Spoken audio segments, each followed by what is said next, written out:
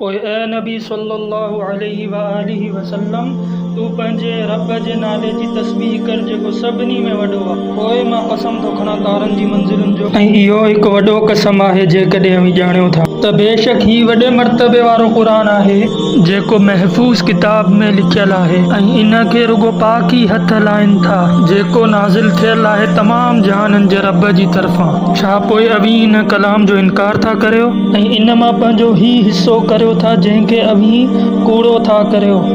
पोइ जेॾी महिल कंहिंजो साहु निर्घट ताईं पहुचे थो ऐं अव्हां उन वक़्तु उन खे ॾिसो पिया ऐं असां वधीक वेझो हूंदा आहियूं इन जे अव्हां खां, पर अव्हां खे न आहियूं नज़र ईंदा।